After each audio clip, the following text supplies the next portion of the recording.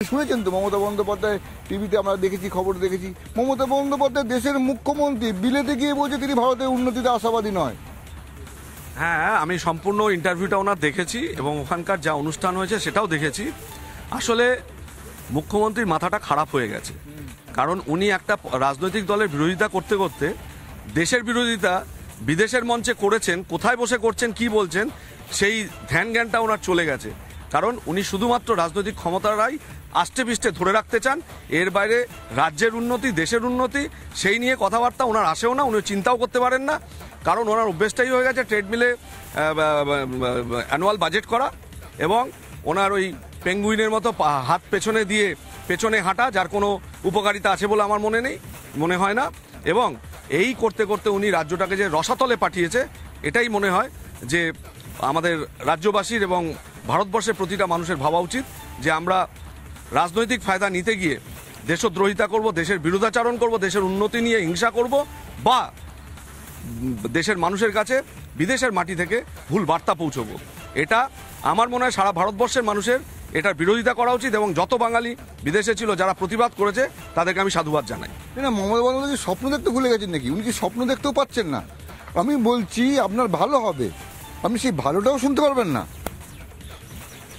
এটা তো পুরোপুরি পলিটিক্যাল একটা এতে চলে যাচ্ছে। আমি যেটা বলতে চাইছি, আমরা দেশের মিনিমাম ন্যূনতম যে আমাদের চাহিদা, আশা, দাবি, এগুলো তো আমরা এখনো পাচ্ছি না।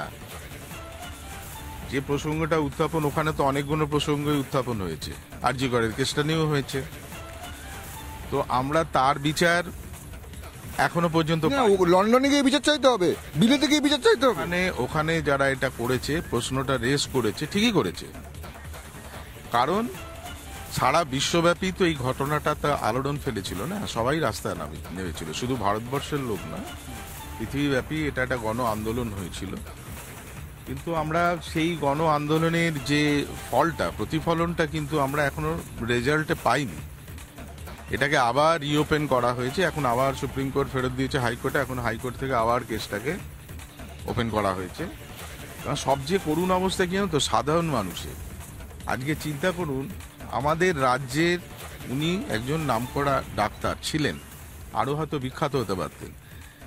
সেই ডাক্তার মহিলাকে তার স্বাস্থ্য নিবাসের মধ্যে একটা সে ঘটনা জানি, সেটা তো সবাই জানে। এখন না জানি কি হচ্ছে, আমরা তার রেজাল্টটা পাইনি। এটা পশ্চিমবঙ্গে কিছু করতে পারলে আমাদের এটাই হচ্ছে সবচেয়ে দুর্ভাগ্যজনক। শুধু পশ্চিমবঙ্গ সরকারকে দোষ দিয়ে লাভ নেই আমার মনে। ওখানে কি জ্বালাতন, ওখানে জ্বালাতন আপনি যেখানেই যাবেন এই প্রশ্নটা, যদি সেই রাজ্যের মুখ্যমন্ত্রী যান বা কোনো ডিপ্লোম্যাট যান, তাকে এই প্রশ্নটার সম্মুখীন হতে হবে।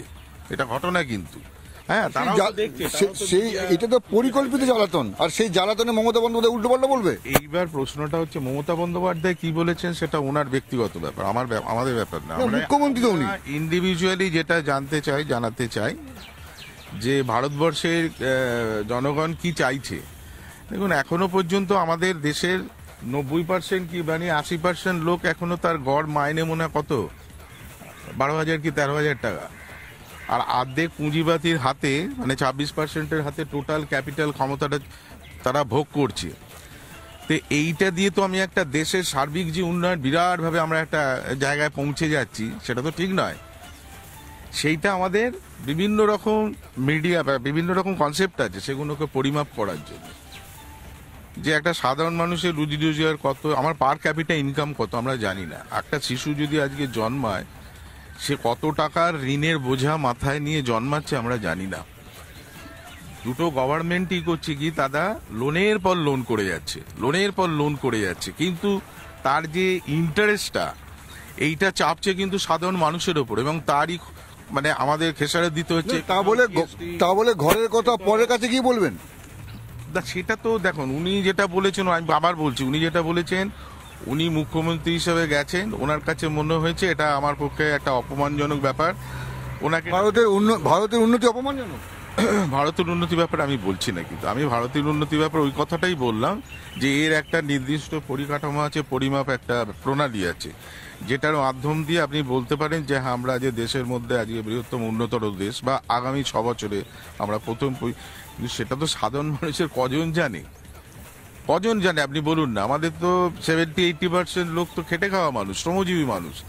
তাদের উন্নতি সাধনের জন্য আমরা আজকে দীর্ঘ এত স্বাধীনতার পরেও আমরা কি তাদের সেই সুরাহা দিতে পেরেছি? সুরাহা দিতে পারেনি। মমতা বন্দ্যোপাধ্যায় কি বলেছেন, উনি একটা অন্য দর্শনের কথা বলছেন, ফিলোসফির কথা বলছেন, কিন্তু ভারতবর্ষের উন্নতি হবে 2060-এর মধ্যে। এখন যেটা হচ্ছে, গোটা বিশ্বব্যাংক বলছে ভারতের দ্রুত উন্নতিতে ভারত অনেকটা এগিয়ে গেছে এবং ভারতবর্ষ একটা বিশাল শক্তিতে পরিণত হচ্ছে, সেটাও শুনতে পাচ্ছে না। সেটা নিয়ে কথা বলছে, তিনি অন্য মত পোষণ করছেন এবং সেটার কোনো স্পষ্ট ব্যাখ্যা নেই।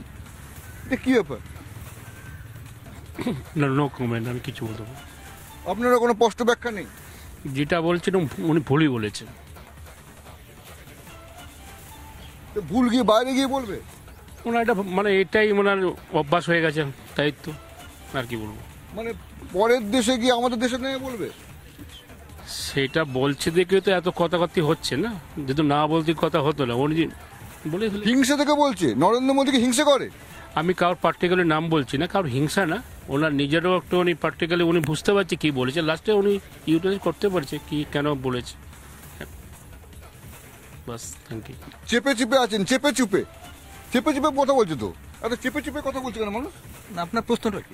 মমতা বন্দ্যোপাধ্যায় আপনি এখানে যে সার্ভে করতে এসেছেন, মমতা বন্দ্যোপাধ্যায় যে কথাটা বলছেন, বিলেতে গিয়ে বলছেন, একজন জিজ্ঞাসা করছেন, ভারতবর্ষ 2060 সাল নাগাদ বিশাল জায়গায় পৌঁছে যাবে, অর্থনীতিতে প্রথম দিকে পৌঁছে যাবে, একবার প্রথম সারিতে পৌঁছে যাবে। এখনই মানে ব্রিটেনকে পিছনের সারিতে ফেলে দিয়েছে এবং দ্রুত উন্নয়নশীল একটা দেশ, যেটা মানে উন্নতি চরম জায়গায় পৌঁছচ্ছে। মমতা বন্দ্যোপাধ্যায় বলছেন তিনি অন্য মত পোষণ করেন। মমতা বন্দ্যোপাধ্যায় কি অ্যাজ এ মানে আমাকার এখানকার মানে মুখ্যমন্ত্রী হিসেবে বলে গেছেন, না মমতা ব্যানার্জি হিসেবে গেছেন? উনি তো গেছেন আমাদের রাজ্যের মুখ্যমন্ত্রী হিসেবে, তো সেরকম শোনার নামটা মুখ্যমন্ত্রী হিসেবেই আপনি বলুন বারবার। সে তো আমাদের প্রতিনিধিত্ব করতে গেছে আমাদের এই ওয়েস্ট বেঙ্গলে দেশের। আচ্ছা, ন্যাচারালি উনি আমাদের কি জন্য, উন্নতির জন্যই গেছে, চিন্তা ভাবনার জন্যই গেছেন, সরকারের এটা একটা সিস্টেম প্রোটোকলের মধ্যে উনি গেছেন। সুতরাং সেটা আমরা প্রথমেই বিরোধিতা করব। আমরা দেখি আমরা যে এটা কি আসছে, রিটার্ন কি আসছে। না, আমি তো সে কথা জিজ্ঞাসাই করিনি আপনাকে।